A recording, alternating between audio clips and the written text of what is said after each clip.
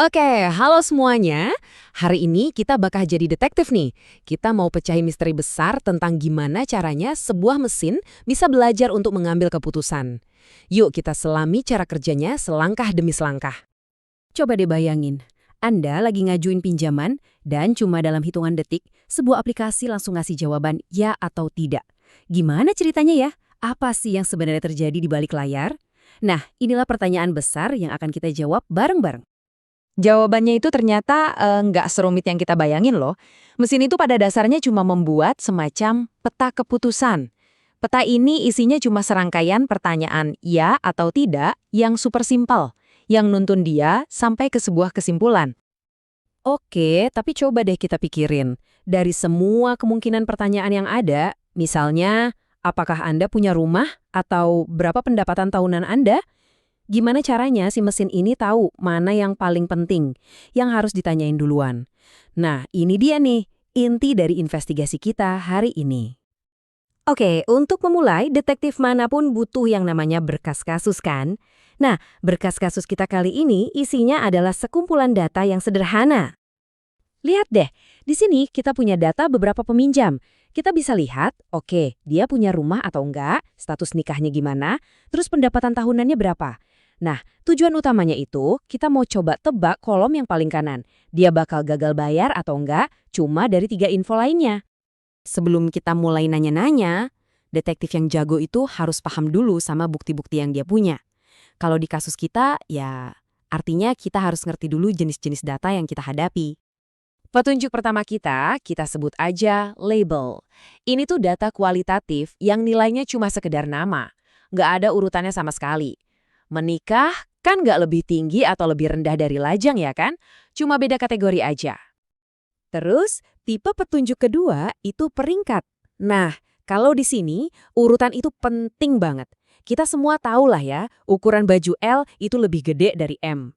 Tapi kita kan nggak bisa bilang bedanya itu seberapa besar. Jadi urutannya itu yang jadi kuncinya. Dan yang terakhir, tipe petunjuk yang paling gampang kita ngerti, angka.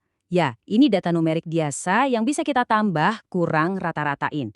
Contohnya ya, pendapatan tahunan ini. Jelas banget angkanya dan bisa diukur. Oke, sekarang kita udah paham nih sama bukti-buktinya. Yuk kita lihat gimana si detektif ini ngerumusin pertanyaannya. Soalnya ternyata nggak semua pertanyaan itu sama bagusnya loh. Ada cara yang oke, ada juga yang kurang oke buat memilah data. Nah, slide ini nunjukin perbandingan yang keren banget. Di sebelah kiri ada yang namanya pemisahan multi cabang. Mesin bisa aja nanya, apa status perkawinan Anda dan langsung bikin 3 cabang, lajang, menikah, dan bercerai. Tapi di kanan ada pendekatan yang jauh lebih disukai. Pemisahan biner. Pertanyaan simpel ya atau tidak, seperti apakah Anda menikah? Ternyata yang simpel ini malah jauh lebih ampuh. Loh, kenapa gitu? Soalnya, pemisahan multicabang itu gampang banget ngebuat data jadi pecah ke kelompok-kelompok yang kecil-kecil banget. Ini bisa nipu algoritmanya, dikira nemu pola padahal itu cuma noise acak. Nah, pemisahan biner yang simpel ini ngejaga investigasinya tetap fokus. Oke, nah ini dia nih bagian paling serunya. Si detektif kita ini punya senjata rahasia. Semacam cara buat ngasih skor ke setiap pertanyaan, biar bisa nemu mana yang paling jitu. Coba bayangin deh, pertanyaannya kan bisa banyak banget. Buat pendapatan tahunan aja ada puluhan, mungkin ratusan titik potong yang bisa dipilih. Apa pendapatannya kurang dari 80.000? Kurang dari 90.000? Gimana coba mesinnya milih? Jawabannya, pakai sesuatu yang namanya skor ketidakmurnian gini. Gampangnya, anggap aja ini skor kemurnian. Kalau skornya 0, artinya semua orang di kelompok itu hasilnya sama. Misalnya semua tidak gagal bayar, sempurna. Tapi kalau skornya 0,5, wah itu artinya kelompoknya campur aduk 50-50, nggak ngebantu sama sekali. Jadi strateginya si detektif gini nih. Pertama, dia hitung dulu skor kemurnian data. Terus, dia coba ajukan satu pertanyaan buat ngebagi data jadi 2 kelompok baru. Nah, dia hitung lagi skor kemurnian rata-rata dari 2 kelompok baru ini. Tujuannya simple, cari pertanyaan yang bikin kemurniannya naik paling tinggi. Itulah petunjuk terbaiknya. Yuk kita lihat contoh nyatanya. Kayak yang kelihatan di slide, kalau kita tanya, apa pendapatannya kurang dari atau sama dengan 110.000? Data kita kebagi 2 kan? Simpul yang kiri jadi agak campur aduk dengan skor gini 0,490. Tapi lihat deh simpul yang kanan. Semua orang di grup ini lunas pinjamannya. Skor gininya jadi 0, sempurna. Nah, mesinnya nanti ngitung rata-rata tertimbang dari dua skor ini. Proses ini diulang terus buat setiap kemungkinan pertanyaan. Nah, sekarang kita sampai di puncaknya nih. Setelah semua kemungkinan pertanyaan dinilai, sekarang waktunya kita lihat mana yang jadi juaranya. Jadi mesin itu ngelakuin ini secara sistematis. Dia cari pertanyaan terbaik buat pemilik rumah, terus pertanyaan terbaik buat status perkawinan, dan pertanyaan terbaik buat pendapatan tahunan. Masing-masing dapat skor peningkatan gini terbaiknya. Dan ini dia hasilnya. Kita bisa lihat skor peningkatan Gini paling tinggi yang bisa didapat dari tiap atribut. Angka-angka ini nunjukin seberapa jago Kia petunjuk buat misahin data kita jadi kelompok yang lebih murni. Grafik batang ini bikin hasilnya jadi jelas banget. Kita bisa langsung bandingin kekuatan masing-masing atribut.